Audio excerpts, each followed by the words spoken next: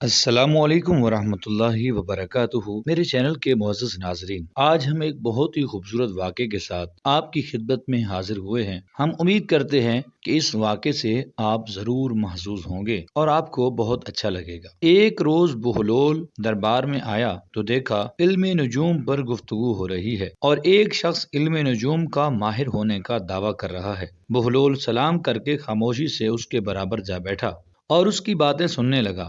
جب وہ اپنے بارے میں بہت کچھ کہہ چکا تو بہلول نے کہا، حضرت ماشاء اللہ، آپ کی مہارت کے کیا کہنے، لیکن کیا آپ بتا سکتے ہیں کہ آپ کے پاس کون بیٹھا ہوا ہے؟ نجومی بولا۔ نجومی بہلول سے واقف نہیں تھا، اس لیے اس نے لا علمی کا اظہار کیا۔ نہیں، میں نہیں جانتا۔ بہلول مسکرایا۔ اگر آپ اپنے برابر بیٹھنے والے کو نہیں جانتے تو پھر آسمان کے ستاروں کے بارے میں کچھ جاننے کا دعویٰ کس طرح کر سکتے ہیں؟ وہ شخص لاجواب سا ہو گیا اور تھوڑی دیر بعد اٹھ کر چلا گیا۔ دربار ابھی منعقد تھا کہ حاجب نے صدا دی کہ کوئی سیاح حاضر خدمت ہونا چاہتا ہے۔ ہارون نے اجازت دی۔ وہ آیا اور ہارون کو تعظیم دی۔ ہارون نے اس سے مختلف ملکوں کے بارے میں سوالات کیے جہاں جہاں وہ جا چکا تھا۔ وہ گفتگو کے فن میں ماہر تھا۔ اس نے مختلف ملکوں کی پیداوار، جواہرات اور مصنوعات کے بارے میں تفصیلی طور پر بتایا اور ہندوستان کا تذکرہ کرتے ہوئے بولا، عالی جا، ہندوستان ایک عجیب جادو نگری ہے۔ وہاں علم و حکمت کا بڑا شہرہ ہے۔ شاید میری بات پر آپ کو یقین نہ آئے کہ ہندوستان میں ایک ایسی معجون بنائی جاتی ہے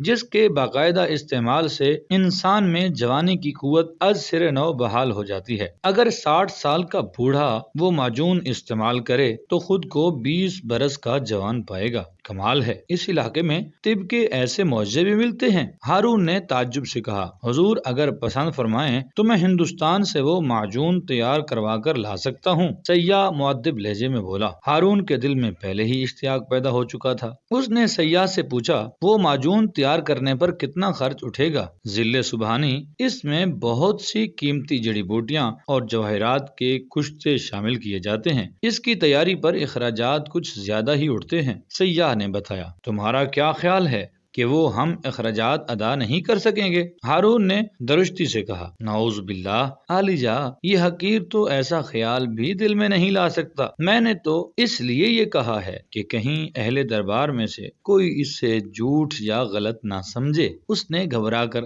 جواب دیا، اہل دربار میں ایسی حرکت کرنے کی ضرورت نہیں، اللہ تعالیٰ نے ہر حال میں جان بچانے کا حکم دیا ہے۔ بہلول نے چپکے سے کہا، بتاؤ اس پر کتنا خرچ اٹھے گا؟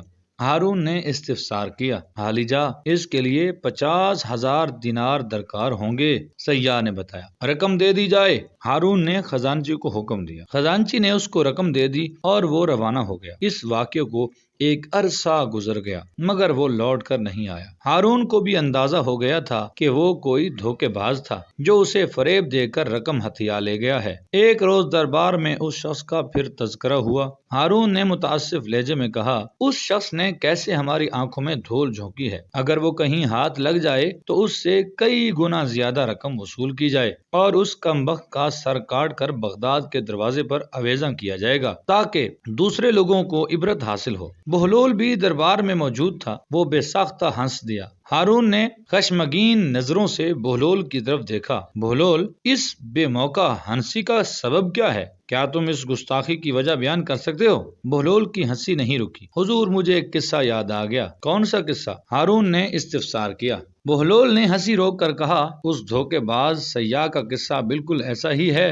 جیسا مرغ، بڑھیا اور لومڑی کا قصہ ہے۔ بیان کرو، ہارون نے تحکم سے کہا۔ بہلول بولا، قصہ کچھ یوں ہے کہ ایک جنگلی بلی نے ایک بڑھیا کا پالتو مرغ جھپٹ لیا۔ بڑھیا اس کے پیچھے دہائی دیتی ہوئی دوڑی، ارے ارے پکڑو، اس چوٹی بلی کو پکڑو، ظالم میرا 2 من کا مرغا لے کر بھاگی جاتی ہے، ارے کوئی میری مدد کرو، اس بلی کو پکڑو، ہائے میرا نازوں کا پلا مرغ، ارے یہ پورے 2 من کا ہے۔ بلی نے جو بڑھیا کا شور و غل سنا تو پریشان ہو گئی اور غصے سے بولی، دیکھو یہ بڑھیا کس قدر جھوٹ بول رہی ہے، یہ اتنا سا مرغا بھلا 2 من کا ہے۔ اتفاقاً ایک لومڑی قریب سے گزر رہی تھی، وہ بلی سے بولی، بہن تم کیوں پریشان ہوتی ہو، ذرا مرغے کو مجھے دو، میں ابھی تول کر بتاتی ہوں یہ 2 من کا ہے یا نہیں۔ بلی نے مرغ لومڑی کو دے دیا، اس نے مرغ دبوچا اور یہ کہہ کر غائب ہو گئی کہ بہن بلی بڑھیا سے کہہ دینا کہ اس کا مرغ 3 من کا ہے۔ ہارون اپنی ہنسی نہیں روک سکا، اہل دربار